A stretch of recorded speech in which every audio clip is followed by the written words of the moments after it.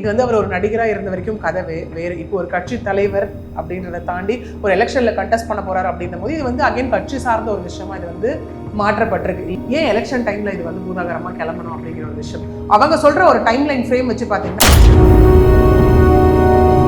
போட்டிருக்கீங்க செக்ஷன்ஸே பார்த்தீங்கன்னா section 27 clause 1 sub clause A, B, D and section 36 and 37 தான் அவங்க போட்டிருக்காங்க. நீதிமன்றம் பார்வையில் நீதிபதி பார்வையில் அப்படின்னு பார்த்தோம்னா அகைன் கோர்ட்டை பொறுத்த வரைக்கும் அங்கே தேவையான ஒரு விஷயம்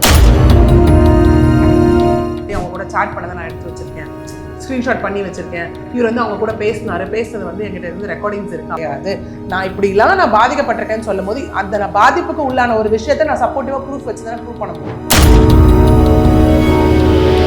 இவ்வளோ கஷ்டப்பட்டவங்க 2022 வெளில வந்திருக்கலாம், இல்லை வந்து ஃபைல் பண்ணியிருக்கலாம் இல்லைன்ற மாதிரியான விஷயங்கள் எல்லாமே அங்கே சொல்லப்பட்ட ஒரு விஷயம் இருக்குது. இல்லை வந்திருக்கலாம் இல்லை அவங்க அதுக்கான இதுதான் இந்த கட்சி காரணம், இந்த கட்சி தூண்டுதலின் பேரில் தான், இந்த கட்சி தூண்டுதலின் பேரில் தான் அப்படின்னு சொல்லுது. இன்னைக்கு அது காமன் ஹேஷ்டேக் ஆயிடுச்சு. ஆனால் ஏப்ரல் 20 சங்கீதா அவர்களும் விஜய் அவர்களும் நேரில் ஆஜராகணும் அப்படின்னு. ரிஃப்ளெக்ட் வாய்ஸ் நேயர்களுக்கு வணக்கம். இன்றைய சிறப்பு நேர்காணலில் நாம் சந்திக்க இருக்கின்ற சிறப்பு விருந்தினர் வழக்கறிஞர் பிரியதர்ஷினி அவர்களை வரவேற்று நிகழ்ச்சிக்குள் செல்வோம். வணக்கம். வணக்கம் சார். விஜய் சங்கீதா அவருடைய விவாகரத்து தொடர்பான நேற்று செங்கல்பட்டு நீதிமன்றத்தில் வழக்கு தொடுத்திருக்கிறாங்க. அது குறித்து அவங்க ஒரு மனுவையும் வெளியே வந்திருக்கு. சில விஷயங்கள் சட்டப்படி தப்புன்னு சொல்கிறாங்க, இந்த மாதிரி விஷயங்கள் வெளியே வருது. தாண்டி அது உள்ளடக்கத்தை பேசலாம் அப்படின்ற மாதிரியும் ஒரு பார்வை வைக்கிறாங்க. முதல்ல குறித்து பொது வெளியில் விவாதமாகிறது, அவங்க சொல்லியிருக்கக்கூடிய அந்த மனுவில் வைக்கக்கூடிய பிரதான குற்றச்சாட்டுகள் என்னென்னு அதில் சொல்லியிருக்காங்க. எஸ், ஆக்சுவலி இப்போது சொல்கிற மாதிரி தான். ஏன்னா ஒரு எந்த கேஸாக இருந்தாலும் சரி, அது ஃபேமிலி டிஸ்பியூட்டாக இருந்தாலும் சரி, கிரிமினல் மேட்டர்ஸாக இருந்தாலும் சரி, என்ன ஒரு இஷ்யூவாக இருந்தாலும் சரி, முதல்ல அது கான்ஃபிடென்ஷியலாக வைக்கணும் இல்லையா. இது வந்து பார்த்தீங்கன்னா கிட்டத்தட்ட ஒரு நியூஸ் பேப்பர், ஒரு நியூஸ் ஆர்டிக்கல் வந்து சர்க்குலேட் ஆகிற மாதிரி அந்த என்டையர் பெட்டிஷன் காப்பியே வந்து நமக்கு இப்போ சர்க்குலேட் ஆகிட்டு இருக்கு சோஷியல் மீடியாவில். அது அவங்கவுங்க இஷ்டத்துக்கு வந்து ஒரு பேஜாக எடுத்து அதை ரவுண்ட் அப் பண்ணி அவங்களுக்கு தேவையான ஒரு வேர்டிங்ஸ் எல்லாம் ஆட் பண்ணி அது வந்து ஒரு விவாதத்துக்கு உள்ளான ஒரு விஷயமா இன்னைக்கு இது மாறி இருக்கு. அதாவது டாக் ஆஃப் த டவுன் சொல்லுவாங்களே, அந்த மாதிரி யூடியூப் திறந்தாலும் சரி, நியூஸ் பேப்பர் திறந்தாலும் சரி, நியூஸ் சேனல்ஸ் திறந்தாலும் சரி, ஒரு பெரிய கவரேஜ் பாயிண்டாக தான் இன்னைக்கு இந்த விஷயம் போயிருக்கு. இன்னொன்று, இது நேற்று ஃபைல் பண்ணப்பட்ட கேஸ் கிடையாது. ஓகே, ஆக்சுவலி டிசம்பர் 3 வந்து இது ஃபைல் பண்ணப்பட்ட கேஸ் எங்கே அப்படின்னா டிஸ்ட்ரிக்ட் கோர்ட்டில், செங்கல்பட்டு டிஸ்ட்ரிக்ட் கோர்ட்டில் ஃபைல் பண்ணியிருக்காங்க. இங்கே நிறைய பேருக்கு ஒரு விஷயம் இருக்குது, ஏன் வந்துட்டு சென்னையில் பண்ணல, ஏன் செங்கல்பட்டில் போய் அவங்க பண்ணணும் அப்படிங்கிற ஒரு விஷயம் வந்து எல்லாருக்குமே வந்து ஒரு கிளாரிஃபிகேஷன் தேவைப்படலாம் இந்த இடத்துல. அது ஏன் அப்படின்னு பார்த்தோன்னா அவங்களோட ஜூரிஸ்டிக்ஷன் பேஸ்டு அட்ரஸ் வந்து நீலாங்கரை இல்லையா. ஸோ ஜூரிஸ்டிக்ஷனல் பேஸ்டில் ஒரு டிவோர்ஸ் நம்ம ஃபைல் பண்ணுறோம் அப்படின்னா ஒன்று spouses either or husband or wife அவங்களோட அட்ரஸ் எங்கே இருக்கோ, ப்ரூஃப் எங்கே இருக்கோ அதை வச்சு ஃபைல் பண்ணுவாங்க. இல்லை பிளேஸ் ஆஃப் மேரேஜ் வச்சு ஃபைல் பண்ணுவாங்க, இல்லைனா மேட்ரிமோனியல் ஹோம் வச்சு ஃபைல் பண்ணுவாங்க. அவங்க மேட்ரிமோனியல் ஹோமாகவும் நீலாங்கரையாக தான் இருக்குது இந்த இடத்துல, அல்லது கல்யாணம் பண்ணி அவங்க போய் வாழ்ந்துட்டு இருக்க இடமாவும் அது இருக்குது. அதெல்லாம் வச்சு தான் அவங்க செங்கல்பட்டு டிஸ்ட்ரிக்ட் கோர்ட்டில் ஃபைல் பண்ணியிருக்காங்க. ஒன்று. இன்னொன்று, இது ஏன் ஸ்பெஷல் மேரேஜ் ஆக்ட் அப்படிங்கிற ஒரு கொஷினும் இந்த இடத்துல நிறைய பேருக்கு இருக்கலாம். 2 ரிலிஜியஸ் அந்த பீப்புள் வந்து கல்யாணம் பண்ணும்போது அது ஸ்பெஷல் மேரேஜ் ஆக்டில் வரும். அதாவது ஒரு கிறிஸ்டியன் அண்ட் ஒரு ஹிந்து சேர்ந்து பண்ணும்போது இது ஸ்பெஷல் மேரேஜ் ஆக்ட். அதனால தான் இதை முதல்ல அவங்க என்ன பண்ணியிருக்காங்கன்னா டிஸ்ட்ரிக்ட் கோர்ட்டில் வந்து ஃபைல் பண்ணியிருக்காங்க. எப்போனா டிசம்பர் 3, 2025 ஃபைல் பண்ணியிருக்காங்க. அது ஃபர்ஸ்ட் ஹியரிங் வந்து February 24, 2026 அன்னைக்கு வந்திருக்கு. அன்றைக்கி தான் என்ன பண்ணாங்க அப்படின்னா டிஸ்ட்ரிக்ட் கோர்ட்லேருந்து இல்லை, இது நாங்கள் ஃபேமிலி கோர்ட்டுக்கு இந்த கேஸை வந்து ட்ரான்ஸ்ஃபர் பண்ணுறோம் அப்படின்னு சொல்லி ஆல்ரெடி டிஸ்ட்ரிக்ட் கோர்ட்டில் நம்பரான ஒரு கேஸ் ஃபேமிலி கோர்ட்டுக்கு வந்து ட்ரான்ஸ்ஃபர் பண்ண பட்டுச்சு இந்த இடத்துல. அந்த நிலையில தான் நேற்று February 27 இந்த கேஸ் வந்து ஹியரிங்க்கு வந்திருக்கு. இப்போ வந்து நம்பர் வந்து பெண்டிங்கில் இருக்கு. ஹியரிங் வந்த அப்புறம் தான் அதன் விளைவாகத்தான் என்ன சொல்லியிருக்காங்கன்னா ஏப்ரல் 20 சங்கீதா அவர்களும் விஜய் அவர்களும் நேரில் ஆஜராகணும் அப்படின்னு சொல்லி ஒரு விஷயம் வந்து சொல்லப்பட்டிருக்கு. இதன் விளைவாக வந்து இந்த கேஸ் இந்த மாதிரி ஃபைல் பண்ணப்பட்டிருக்குன்னு சொல்லி விஜய் அவர்களுக்கும் இங்கே வந்து அஃபிஷியல் நோட்டீஸ், தட் இஸ் சம்மனும் இந்த இடத்துல வந்து விஜய் அவர்களுக்கு அனுப்பப்படும். சரி, இப்போ அவங்க பல்வேறு குற்றச்சாட்டுகளாக பெட்டிஷனில் வந்திருக்குது, அதில் என்னென்ன விஷயங்கள்லாம் சொல்லியிருக்காங்க? எஸ், இதெல்லாம் பார்க்கும்போது நமக்கு வந்து எப்படின்னா ரொம்ப எக்ஸ்பிளிசிட்டாக வந்துட்டு அலிகேஷன்ஸ் வைக்கப்பட்டதை நம்மளால பார்க்க முடியுது இல்லையா. ஏன்னா இது வரைக்கும் வந்துட்டு எந்த டிவோர்ஸாக இருக்கட்டும்னு வச்சுக்கோங்க, பிட்வீன் எனி பர்சன், அது வந்து ஒரு சினி ஃபீல்டை சார்ந்தவங்களாக இருக்கட்டும், இல்லை ஒரு சமூகத்தில் இருக்கக்கூடியவங்களாக இருக்கட்டும், இல்லை ஒரு பொலிட்டிக்கல் பர்சனாக இருக்கட்டும், இந்த மாதிரி வந்து நிறைய விஷயங்கள் வந்து எப்படின்னா கிசுக்கப்படுவாங்க இல்லையா. இந்த விஷயத்தினால அவங்க டிவோர்ஸ் போயிருப்பாங்களோ, இதனால அவங்க டிவோர்ஸ் போயிருப்பாங்களோ அப்படிங்கிற மாதிரி ஒரு கட்டத்தை தாண்டி இல்லை இந்த ரீசன்னாலலாம் நான் டிவோர்ஸ் போனேன் அப்படின்னு சொல்லி டிவோர்ஸ் பெட்டிஷன் வெளியில் வராது. ஒருத்தர் சோஷியல் மீடியாவில் சொல்லிக்கக்கூடியது நம்மளால பார்க்க முடியும்.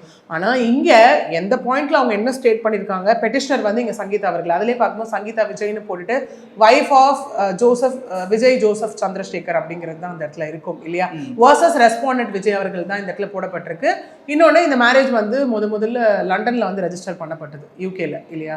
அதாவது எப்போ அப்படின்னு பார்த்தோம்னா இங்கே வந்து ஜூலை 10, 1998. அதுக்கப்புறம் சென்னையில் வந்துட்டு ஹிந்து ரைட்ஸ் அண்ட் கஸ்டம்ஸ் படி ஆகஸ்ட் 25, 1999 கல்யாணம் பண்ணியிருக்காங்க. அதாவது 26 வருடம் ஒரு திருமண வாழ்க்கை இல்லையா. ஸோ சொல்லிட்டு அதில் மெயினாக அவங்க வைக்கிற அலிகேஷன் என்னவா இருக்கு அப்படின்னா, இவர் திருமணத்தை தாண்டிய ஒரு உறவில் இருந்தார் அப்படிங்கிற ஒரு விஷயம். தட் இஸ் ஒரு நடிகையுடன் இருந்தார் அப்படிங்கிற மாதிரியும் கூடவே இதை நான் வந்துட்டு 2021 வந்து நான் இதை கண்டுபிடிச்சு அவர்கிட்ட இதை பற்றி பேசும்போது, இல்லை இனிமேல் நான் இதை பண்ண மாட்டேன்னு அவர் எனக்கு அஷூரன்ஸ் கொடுத்தும் அவர் வந்து அதை மாற்றாமல் தொடர்ந்து அந்த நடிகையுடனான உறவில் அவர் இருந்தது வந்து என்னால் தெரிஞ்சுக்க முடிஞ்சது அப்படிங்கிற ஒரு விஷயம் வந்து அவங்க சொல்லியிருக்காங்க. ஓகே, கூடவே அவங்க என்ன சொல்லியிருக்காங்க அப்படின்னா, இதன் விளைவாக செப்டம்பர் 2021 டு பிப்ரவரி 2022 வரைக்கும் என்னோட லீகல் கவுன்சில்ஸ் மூலயமா இதை அமிகபலாக சுமூகமாக முடிச்சுக்கிறதுக்காக நான் எல்லா ஒரு அட்டெம்ப்ட்ஸுமே பண்ணேன். ஆனால் எதுலேயும் வந்து ஒரு உடன்பாடு எட்டப்படலை அப்படின்னு அவங்க சொல்லியிருக்காங்க. இது 2வது விஷயமா சொல்லியிருக்காங்க. 3வது விஷயமா என்ன சொல்லியிருக்காங்க அப்படின்னா, இங்கே வந்து ஒரு கம்ப்ளீட் ஸ்டேட் ஆஃப் ஒரு ரீஃபைன்மெண்ட்டும் இருந்திருக்கு, ஒரு கன்ஃபைன்மெண்ட்டும் இந்த இடத்துல இருந்திருக்கு. என்ன அப்படின்னா, ஒரு விஷயம் நடந்திருக்கு. அவர் வந்துட்டு ஏன்னா ஒரு கட்டத்துக்கு அப்புறம் வந்து எங்கேயுமே அவங்களை வெளியில் நம்மளால பார்க்க முடியல. அப்பயும் நிறைய விஷயங்கள் வந்து சோஷியல் மீடியாவில் பேசப்பட்டுச்சு இல்லையா. ஏன்னா அன்லெஸ் ஒரு அன்டில் ஒரு விஷயம் கன்ஃபார்ம் ஆகாத வரைக்கும் நம்ம எதுவும் பேசவும் கூடாது, நமக்கு அதுக்கான ரைட்ஸும் கிடையாது அந்த இடத்துல. ஓகே, ஸோ அப்படி இருக்கும் போது இதில் வந்துட்டு ஏன் வந்துட்டு மனைவி சங்கீதா அவர்கள் வர்றதில்லை, குழந்தைகள் ஏன் வர்றதில்லை அப்படிங்கிற மாதிரியான நிறைய விஷயங்கள் வந்து விவாதமாக்கப்பட்டுச்சு அந்த இடத்துல. அப்படி இருக்கும்போது அவங்க அது 3வது விஷயமா என்ன சொல்லியிருக்காங்க அப்படின்னா, ஒரு கட்டத்துக்கு அப்புறம் அவர் வந்து அந்த நடிகையுடன் அப்ராட் டூர் போகிறதா இருக்கட்டும், இந்த மாதிரி வெளியில் எல்லா இடத்துக்கும் போயிட்டு வர ஆரம்பிச்சாரு. எல்லா இடத்துக்கும் கூட்டிகிட்டு போயிட்டு இருந்த என்னையும் என்னோட குழந்தைகளையும் ஃபர்தராக எங்கேயும் அவர் கூட்டிகிட்டு போகிறது இல்லை, அப்படியே கம்ப்ளீட்டாக ஸ்டாப் பண்ணிட்டாரு. அது மட்டும் இல்லாமல் அவருடைய உறவை பற்றி நான் அதாவது எக்ஸ்ட்ரா மேரிட்டல் அஃபேரை பற்றி நான் நிறைய அடல்ட்ரினஸ் கேள்விகள் கேட்கும்போது என்னை வந்து நிறைய ரெஸ்ட்ரிக்ட் பண்ண ஆரம்பித்தார். ஃபினான்ஷியலாகவும் ரெஸ்ட்ரிக்ட் பண்ண ஆரம்பித்தார். வெளியில் போக விடாமல் நிறைய என்னை வந்து இவர் வந்து ரெஸ்ட்ரிக்ட் பண்ண ஆரம்பித்தார். இது வந்து எனக்கு வந்து க்ரூயாலிட்டியும் ஒரு மென்டல் க்ரூயாலிட்டி அண்ட் என்னை வந்து நெக்லெக்ட் பண்ணுற ஒரு விஷயமா நான் உணர்ந்தேன் அப்படின்னு சொல்லி அவங்க சொல்லியிருக்காங்க.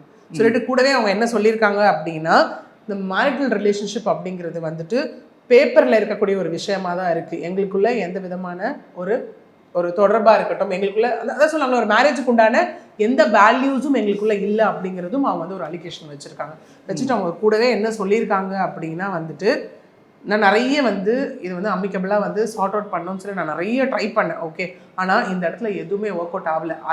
அதுக்கு ஒரு எவிடெண்ட்டாக என்ன இருக்குது அப்படின்னா, நவம்பர் 9, 2025 அன்றைக்கி நான் உட்காந்து அவர்கிட்ட பர்சனலாக பேசினேன்.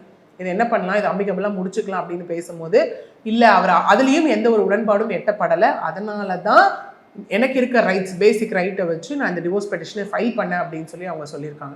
அவங்க சொன்னது என்னன்னா, எனக்கு இருக்க ஒரு பேசிக் ரைட்ஸ் கூட இதில் மறுக்கப்பட்டுச்சு அப்படிங்கிற ஒரு விஷயம் தான் அவங்க தொடர்ந்து. பேசிக் ரைட்ஸ்னா என்ன சொல்றது, ஃபினான்ஷியலான ஒரு விஷயம், வீட்டை விட்டு ஹஸ்பண்ட் கூட வெளியில் போயிட்டு வரணும்னு நினைக்கிறது, வீட்டில் வந்துட்டு அவங்களோட ரோலை ப்ளே பண்ண அஸ் அ ஒய்ஃபாக இருக்க விடுறது, இதெல்லாம் தான் வந்து ஒரு பேசிக் ரைட். ஓகே, ஸோ இதெல்லாம் எதுவுமே எனக்கு மறுக்கப்பட்டுச்சு அப்படிங்கிறது இதெல்லாம் தான் இந்த பெட்டிஷனில் அவங்க சொல்லக்கூடிய ஒரு குற்றச்சாட்டாக இருக்குது. இல்லை, இப்போ சம்மன் அனுப்பியிருக்கிறாங்க. இந்த வழக்கு விசாரணையில் நீதிமன்றத்துடைய பார்வையிற்கு சட்டப்படி இதனுடைய விஷயம் என்னவாக இருக்கு?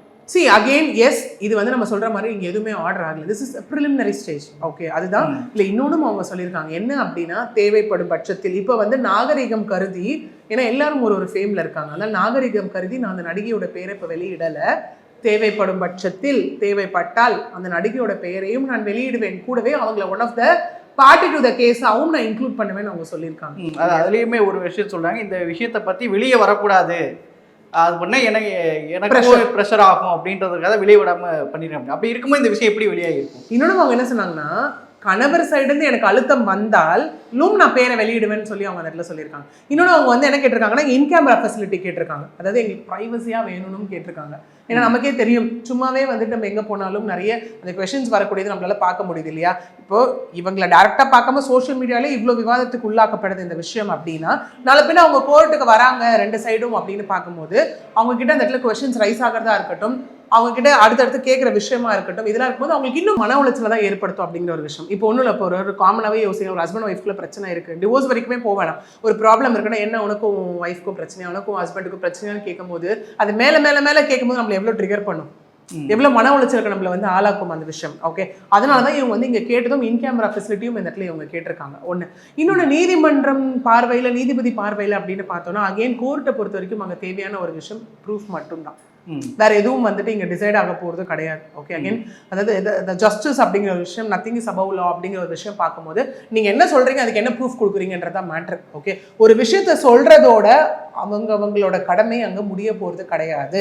நான் இப்படிலாம் நான் பாதிக்கப்பட்டிருக்கேன்னு சொல்லும் போது அந்த நான் பாதிப்புக்கு உள்ளான ஒரு விஷயத்த நான் சப்போர்ட்டிவாக ப்ரூஃப் வச்சு தானே ப்ரூவ் பண்ண முடியும். ஓகே, அதெல்லாம் நமக்கு வந்து லேட்டர் ஸ்டேஜ். இப்போ அவங்க போகிறாங்க, 2 பேரும் வந்து அது வந்து இப்போ இதில் ஃபேமிலி இது பொறுத்த வரைக்கும் அவங்க அப்பியர் ஆகலாம் இன் பர்சனாக, இல்லை அவங்க அட்வொகேட் மூலியமாக வந்து அவங்க நோட்டீஸ் இது பண்ணி அவங்க அப்பியர் ஆகலாம். 3வது விசியில் அப்பியர் ஆகலாம், வீடியோ கான்ஃபரன்ஸில் அவங்க வந்து அப்பியர் ஆகலாம். ஓகே, இந்த மாதிரி அப்பியரன்ஸ்லாம் போகும்போது இதுக்கப்புறம் தான் இனிமேல் ப்ரொசீடிங்ஸே இருக்குது. ஆக்சுவலி இன்னும் மீடியேஷன் இருக்குது, மீடியேஷனில் ஒருத்தர் பேசல. இந்த மாதிரி விஷயங்கள் என்ன மாதிரியான சாட்சிகள்லாம் ஆதாரமாக எடுக்கப்படும்? இப்போ அவங்க சொல்றாங்க இல்லையா, அகெயின் எக்ஸ்ட்ரா மேரிட்டல் அஃபேர் அப்படிங்கிற ஒரு விஷயம், தட் இஸ் அடல்ட்ரின்ற ஒரு விஷயம் சொல்றாங்க. ஓகே, அது எப்படி வந்து அவங்க கண்டுபிடிச்சாங்க அப்படிங்கிற ஒரு விஷயம் இருக்குல்ல. இப்போ இன்னொன்று அவங்க இதில் சொல்லியிருக்காங்க என்ன அப்படின்னா, அந்த நடிகையும் அவரும் வெளிநாட்டுக்கெல்லாம் போயிட்டு வராங்க, அப்ராட்லாம் போயிட்டு வந்த ஒரு ஃபோட்டோஸும் அவங்க சோஷியல் மீடியா பேஜில் போஸ்ட் பண்ணாங்க. போஸ்ட் பண்ணதுக்கு இவர் வந்து எந்த மறுப்பும் தெரிவிக்கல, அதாவது அப்ஜெக்டும் பண்ணல, போஸ்ட் பண்ணதை ஏனும் இவர் கேட்கல. ஓகே, இதெல்லாம் தான் அங்கே ப்ரூஃப்ஸாக வைக்கப்படும். இல்லை அவங்கள அதை தாண்டி இப்போ நம்ம ஒரு காமனாகவே எடுத்துக்கோங்களேன், ஒரு டிவோர்ஸ் கேஸ்னு வராங்க, இந்த மாதிரி இல்லைங்க என் ஹஸ்பண்ட் வந்து இந்த மாதிரி அடல்ட்ரியில் இருக்காரு அப்படின்னு சொல்லும் போது அப்போ அவங்க சிலதை ப்ரூஃப்ஸாக கொடுக்கலாம். இல்லை அவர் இந்த மாதிரி அவங்க கூட சாட் பண்ணதை நான் எடுத்து வச்சிருக்கேன், ஸ்க்ரீன்ஷாட் பண்ணி வச்சிருக்கேன், இவர் வந்து அவங்க கூட பேசினது வந்து எங்கிட்ட இருந்து ரெக்கார்டிங்ஸ் இருக்குது அப்படின்ற மாதிரியான ப்ரூஃப்ஸ் எல்லாம் அங்கே வைக்கப்படும். ஓகே, இல்லை அவங்க ஒன்றா எடுத்துக்கிட்ட ஃபோட்டோஸ் அந்த மாதிரியான ப்ரூஃப் எல்லாம் இங்கே வைக்கப்படும். அகெயின் இங்கே சங்கீதா அவர்கள் இந்த மாதிரி ஒரு ஸ்ட்ராங்கான அலிகேஷன் வைக்கிறாங்க அப்படின்னும் போது அவங்க என்ன மாதிரியான ப்ரூஃப்ஸ் கொடுக்க போகிறாங்க அப்படிங்கிறத வந்து நம்ம வெயிட் பண்ணி தான் பார்க்கணும் இந்த இடத்துல, when it comes to like proof stage. இப்போ நீதிமன்றத்தில் இப்போ சட்டப்படி இப்போ வந்து எஸ்டால் மேரிட் அஃபேர்ஸுங்கிறது கன்சென்ட்டாக இருந்தாலே தப்பு இல்லை அப்படின்றாங்கல்ல, இந்த இடத்துல அது பொருந்துமா? அகெயின் கன்சென்ட்டாக இருக்குது அப்படின்னு பார்த்தீங்கன்னா நீங்கள் சொல்கிறது எப்போ அது பொருந்தும்னா லிவ் இன் ரிலேஷன்ஷிப்க்கு பொருந்தும். ஓகே, தட் இஸ் எந்த மேரேஜும் ஆகாமல் 2 பேர் ஒரு உறவில் இருக்கு, விச் மீன்ஸ் அந்த இடத்துல வந்து அந்த பெண்ணுக்கும் மேரேஜ் ஆகிருக்கக்கூடாது, விமனுக்கும் அந்த இடத்துல மேரேஜ் ஆகிருக்கக்கூடாது. ஓகே, ஆகாமல் அவங்க ஒரு உடன்பட்டு ஒரு உறவில் இருக்காங்க, that is with the consent ஒரு உறவில் இருக்காங்க அப்படின்னா லேட்டர் ஆன் வெளில போய் ஒருத்தரை வந்து அக்யூஸ் பண்ணக்கூடாது. ஓகே, இங்கே உங்களுக்கு கல்யாணம் ஆயிடுச்சு, கல்யாணமாகி மனைவி இருக்காங்க, குழந்தைகள் இருக்காங்க, இங்கே எல்லாருமே இருக்கும் போது நீங்கள் அந்த திருமணத்தை தாண்டிய பந்தத்தில் இருக்கீங்க அப்படின்னா அது வந்து தப்பு இல்லையா? நமக்கு இருக்கும், இப்போ நம்ம ஹிஸ்டாரிக்கல் இதில் எடுத்து பார்த்தோம் அப்படின்னா 2 மேரேஜ் 3 மேரேஜ் எல்லாம் அந்த இடத்துல இருக்கும். ஓகே, அது எப்போ அப்படின்னா அந்த ஃபர்ஸ்ட் ஒய்ஃபோட கன்சென்ட்டோட பண்ணுறது, ஒத்து போய் பண்ணுறது, அந்த மாதிரியான ஒரு விஷயங்கள். இதுவே வந்துட்டு அடல்ட்ரிக்கும் பைகாமிக்கும் வித்தியாசம் இருக்குது. இதே ஒரு திருமண உறவில் இருந்துட்டு இன்னொரு திருமணம் பண்ணாங்கன்னா அது பைகாமி. ஒரு திருமண உறவில் இருந்துட்டு இன்னொரு திருமணத்தில் ஒரு திருமண உறவில் இருந்துட்டு இன்னொரு உறவில் இருக்காங்க, ஆனால் அது திருமணம் பண்ணலன்னா அது அடல்ட்ரி. which means திருமணத்தை தாண்டிய ஒரு உறவு, வேறு ஒருவருடன் ஒரு உறவு அப்படின்னு, அதாவது voluntary sexual intercourse with any person other than the spouse. Okay, அதாவது மனைவியை தாண்டி வேறு ஒருவருடன், ஏன்னா அவங்க போட்டிருக்கீங்க செக்ஷன்ஸே பார்த்தீங்கன்னா section 27 clause 1 sub clause A B D and section 36 and 37 தான் அவங்க போட்டிருக்காங்க. ஏன்னா நம்ம நிறைய டிவோர்ஸ் கேசஸில் வந்துட்டு கண்டஸ்டட் டிவோர்ஸ், ஏன்னா இங்கே இது பண்ணுறது வந்து கண்டஸ்டட் டிவோர்ஸ். ஓகே, ஒருத்தவங்க வந்துட்டு டிவோர்ஸ் போடுறாங்க, இன்னொருத்தவங்க வந்து அதை கண்டெஸ்ட் பண்ண போகிறாங்க அப்படின்ற போது இங்கே சங்கீதா அவர்கள் டிவோர்ஸ் ஃபைல் பண்ணியிருக்காங்க, அதை விஜய் அவர்கள் வந்து கண்டெஸ்ட் பண்ண போகிறாரு, which means a contested divorce இந்த இடத்துல. ஸோ லீகல் கிரவுண்ட்ஸ் ஃபார் டிவோர்ஸில் பார்க்கும்போது நிறைய பேர் வந்து கண்டெஸ்டட் டிவோர்ஸ் போகும்போது ஒன்று அடல்ட்ரி போவாங்க, இல்லை க்ரூயாலிட்டி போவாங்க. ஓகே, இல்லை அப்படின்னு பார்த்தீங்கன்னா அந்த இடத்துல வந்து டெசர்ஷன் போவாங்க, அதாவது 2 அல்லது 2 வருடங்களுக்கு மேலாக பிரிந்து இருக்கும் போது டெசர்ஷன் அப்படிங்கிற ஒரு விஷயத்துக்கு போவாங்க. ஹஸ்பண்ட் ஒய்ஃப்குள்ள கோஹாபிட்டேஷன் அப்படிங்கிற ஒரு விஷயமே இல்லை அப்படின்னு. அப்போ இங்கே இவங்க சொல்கிறத பார்த்தா ஒரு 5 வருடமாக ஒரே வீட்டில் இருந்தாலும் நாங்கள் பிரிஞ்சு தான் இருக்கோம் இந்த இடத்துல. ஓகே, என்னுடைய எல்லா அடிப்படை விஷயங்களும் இங்கே மறுக்கப்பட்டது அப்படிங்கிற ஒரு விஷயமும் இங்கே வந்து அவங்க எல்லாமே, அதாவது நம்ம இந்த பெட்டிஷன் பார்க்கும்போது தெரியுது எவ்வளோ ஸ்ட்ராங்கான அலிகேஷன்ஸ் எல்லாமே சங்கீதா அவர்கள் வச்சிருக்காங்க அப்படிங்கிறது. இது எல்லாமே அவங்க அடுத்தடுத்த கட்டமாக எப்படி ப்ரூவ் பண்ண போகிறாங்க அப்படிங்கிறத நம்ம வெயிட் பண்ணி தான் பார்க்கணும். சரி, இப்போ இந்த விவாகரத்து வழக்குகள் அப்படிங்கும்போது இந்த வழக்குங்கிறது எவ்வளோ காலங்களுக்கு நடக்கும், சங்கீதா வைக்கக்கூடிய அந்த டிமாண்ட் தான் என்ன? அதுவும் இந்த இடத்துல பார்க்க போனோம் அப்படின்னா மெயின்டெனன்ஸ் அப்படிங்கிற ஒரு விஷயம், தட் இஸ் அலிமோனி, ஜீவனாம்சம் அப்படிங்கிற ஒரு விஷயம். அதுதான் section 36 and 37 of special marriage act 1954. Section 36 என்ன சொல்லுது அப்படின்னு பார்த்தோம்னா இந்த இடத்துல வந்து டெம்பரவரி இன்ட்ரிம் மெயின்டெனன்ஸ், செக்ஷன் 37 வந்து பர்மனன்ட் அலிமோனி. என்னன்னா இந்த கேஸ் நடக்கிற வரைக்கும் எனக்கு என்ன மாதாந்திரம் அது மெயின்டெனன்ஸோ அதை அவர் கொடுக்கணும் அப்படிங்கிறது ஒன்றா இருக்கட்டும். இன்னொன்று வந்து பார்த்தோம் அப்படின்னா பர்மனன்ட் அலிமோனி அப்படிங்கிறது ஒன்று இருக்குது. அதாவது பெர்மனெண்ட்டாக அது ஒரு லம்சமாக இருக்கலாம். அது இப்போது நிறைய கேசஸில் பார்க்கும்போது அது எப்படி டிசைட் ஆகும் அப்படின்னு பார்த்தீங்கன்னா அந்த ஹஸ்பண்டோட ஏர்னிங் கெப்பாசிட்டியை வச்சு அது வந்து டிசைட் ஆகும். இப்போது ஒன்றும் இல்லை, ஒரு இடத்துல போயிட்டு ஒரு 2 லட்ச ரூபா 3 லட்ச ரூபா சம்பாதிக்கிறவங்களுக்கு ஒரே அலிமோனியும் கோடிக்கணக்கில் இருக்கவங்களுக்கு ஒரே விதமான செட்டில்மெண்ட் நம்ம கொடுக்க முடியாது இல்லையா? அது அவங்களோட தகுதியை பொறுத்துதான். இங்கேயே அங்கே ஒரு வேர்ட் ஸ்டேட் பண்ணப்பட்டிருக்கு. என்ன அப்படின்னா ஃபேர் அண்ட் ரீசனபிள் அப்படிங்கிற ஒரு வார்த்தை வந்து இங்கே ஸ்டேட் பண்ணப்பட்டிருக்கு. அவருடைய தகுதியை சார்ந்து எனக்கு இந்த அலிமோனி கொடுக்கப்படணும் அப்படிங்கிற ஒரு விஷயம். அது எப்படி கால்குலேட் பண்ணப்படும் அப்படின்னா அவங்க இவ்வளோ நாள் எப்படி வாழ்ந்தாங்க, அந்த வாழ்ந்த வாழ்க்கை, குழந்தைங்களோட எதிர்காலம் பொறுத்து, அவங்களோட எக்ஸ்பென்சஸ் பொறுத்து, இதெல்லாம் வச்சு தான் அவங்க வந்து அலிமோனி அப்படிங்கிறது டிசைட் பண்ணப்படும். அகைன் அது நீதிமன்றமும் நீதிபதியும் சார்ந்த ஒரு விஷயம். அவங்களோட அசட்ஸ் என்ன இருக்குது, அவங்களோட லேபிலிட்டிஸ் என்ன இருக்குது அப்படிங்கிறத வச்சு எல்லாமே டிசைட் ஆக்கப்படும்.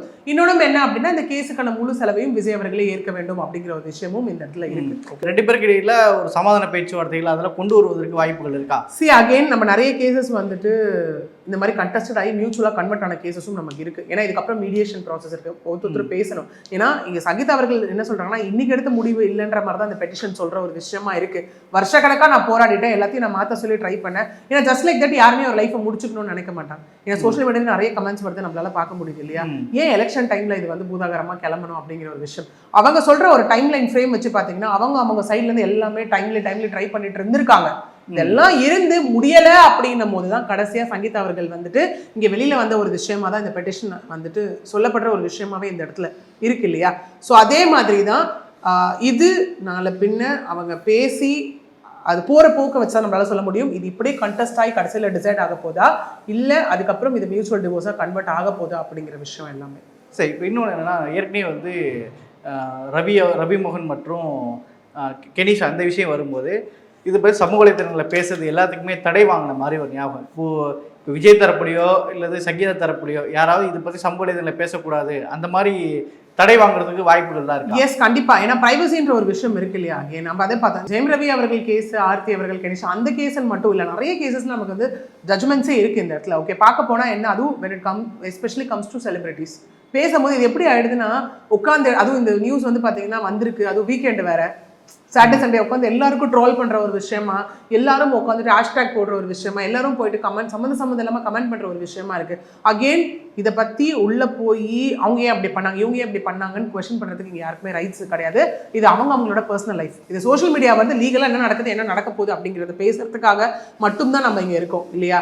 அதே மாதிரி கண்டிப்பாக இது இதே மாதிரி போகும் பட்சத்தில் ஃபர்தராக இது எப்படி ஆயிடுது அப்படின்னு பார்த்தீங்கன்னா அந்த குழந்தை கையில் கொடுத்த ஒரு பால் மாதிரி தான் இப்போ ஆயிடுச்சு. அவங்க இஷ்டத்துக்கு அந்த பாலை வச்சு விளையாடிக்கிட்டு இருக்காங்க. இப்போ அவங்களுக்கு என்னென்னலாம் தோணுதோ அதெல்லாம் உள்ள புகுத்தி அவங்கவுங்க ஒரு எக்ஸ்ட்ரா போட்டு கமெண்ட்ஸ் போட்டுட்டு இருக்காங்க.